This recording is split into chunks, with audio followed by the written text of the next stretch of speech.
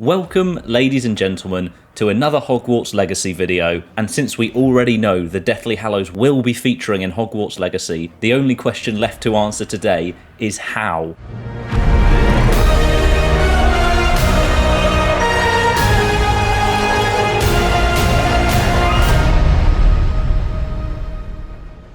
So before we get into this video, there is now just a week until Hogwarts Legacy releases. That's if you've pre-ordered for early access. If not, you've got about 10 days to wait now, and then you can play Hogwarts Legacy for yourself. But if you just can't wait until Hogwarts Legacy comes out, leave a like on this video, subscribe to the channel, because there will be more videos in the small space of time we have before Hogwarts Legacy releases, and of course for plenty of time after the game releases there will be videos on this channel that you don't want to miss out on, so make sure you're subscribed, it would really help the channel out. If you're wondering why some of the gameplay in the background looks different, that's because some creators have been given 2 hours of gameplay to go and explore Hogwarts Legacy, and the embargo on that lifted just a few days ago, so we have completely new looks into Hogwarts Legacy. Now, I said in the intro to this video that we know for certain the Deathly Hallows will be in Hogwarts Legacy, and that is completely true thanks to the trophy list being leaked for the games, and one of those trophies or achievements was called the Hallowed Hero, and the description was simply wield a Deathly Hallow.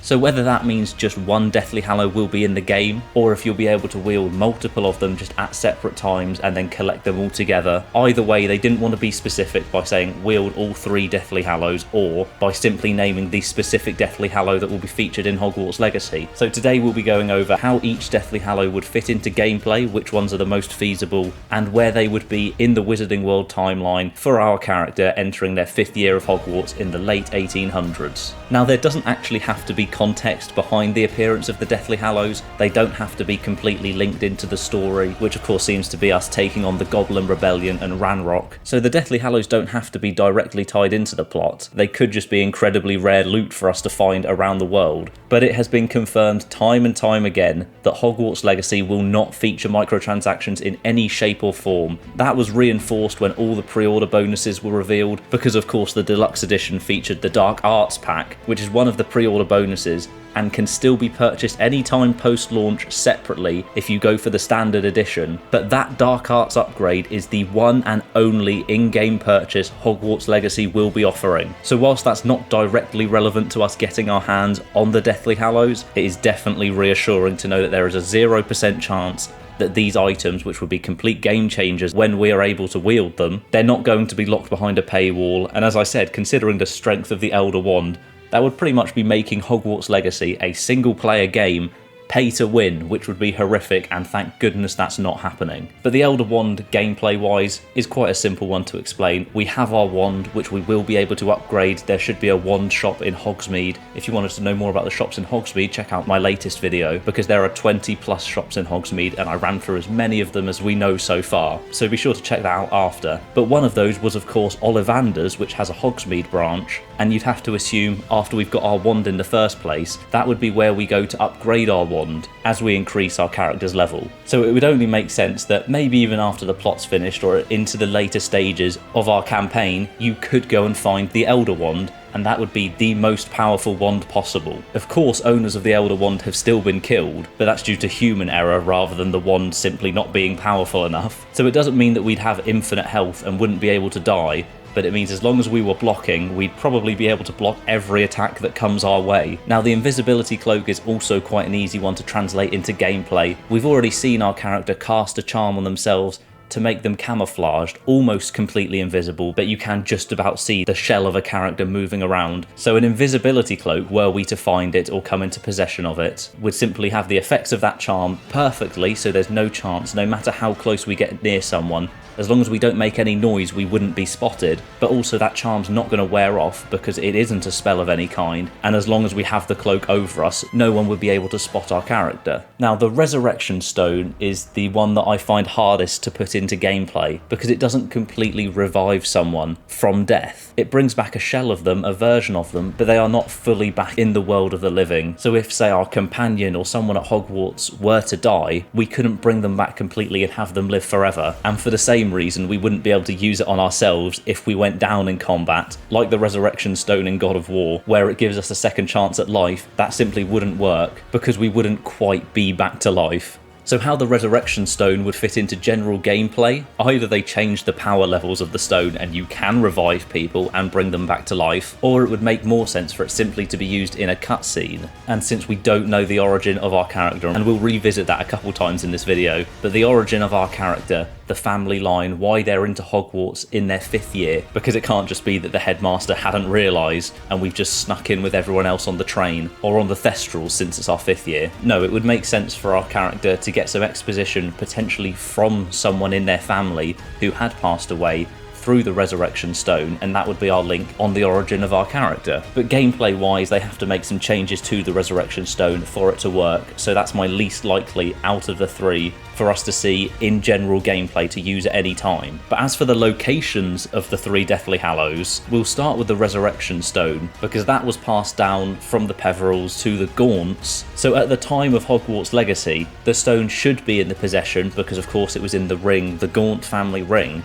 It should be in the possession of Corvinus Gaunt, who is the father of Marvolo Gaunt, who is by extension the father-in-law of Tom Riddle of Voldemort. So for our character to potentially be a Gaunt, or to come across Corvinus at some point in the story, would be our best chance of getting a hand on the Resurrection Stone, and potentially being a descendant of Salazar Slytherin. No matter which house we're sorted into, the Sorting Hat could pull a Harry Potter on us and say, oh, you'd be great in Slytherin, but still it's up to you. You get the final say on which house you're entered into. But the ring and the stone won't have passed into Marvolo Gaunt's hands by this point in the late 1800s. So we'd have to have a special reason to run into Corvinus Gaunt to get our hands on the stone. And once again, that makes it seem the least likely for me to be the Hallow that they speak of in the trophy list and that would feature in the game. Now, to find the Invisibility Cloak on our travels, we need to find a Potter, because after Ignotus Peveril, Iolanthe Peveril married a Potter, and that's how then in the future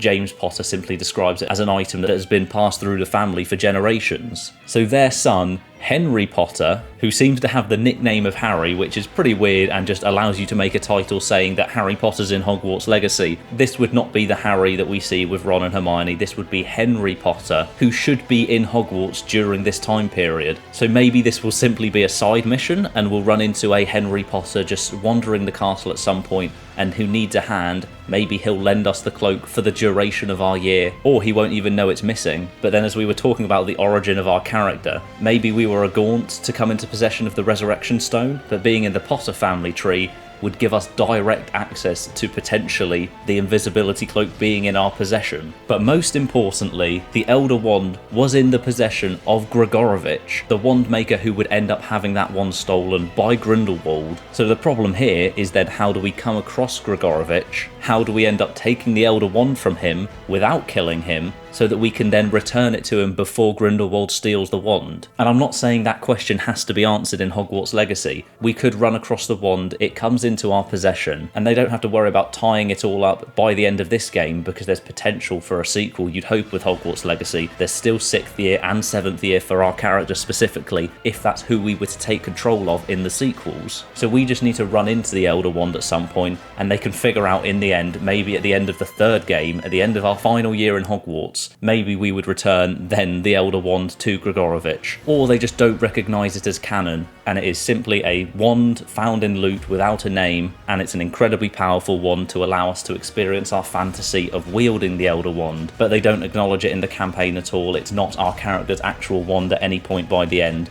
It's simply just another upgrade, and they can kind of move it to the side because it wasn't in any of the cutscenes or any of the genuine lore that they've created for Hogwarts Legacy, and it's instead just a gameplay feature that people will be so happy to have their hands on the Elder Wand, they won't care too much about the lore, and they can just overlook the fact, happily, blissfully ignorant, and not worry about the fact that it should be going back to Gregorovitch any day now. But based off of those 3, I think the most likely Deathly Hallow we get to encounter and to wield is the Invisibility Cloak. It would make incredible sense for them to add a Potter into this game, no matter who it is, simply for the fact that of course this all started with the Harry Potter books, and it would be a lovely reference for the fans to see. And much like the Elder Wand, it's just a bigger upgrade on an ability we already have. Next up, I actually still believe the Elder Wand will be in Hogwarts Legacy. It just makes sense to be an endgame weapon. The question is of course how they fit it into lore, and the developers are so knowledgeable on everything Harry Potter and everything Wizarding World that I think they could find a way that's convincing enough for us to enjoy it. And to be honest, I don't think we'll see the Resurrection Stone, at least in gameplay.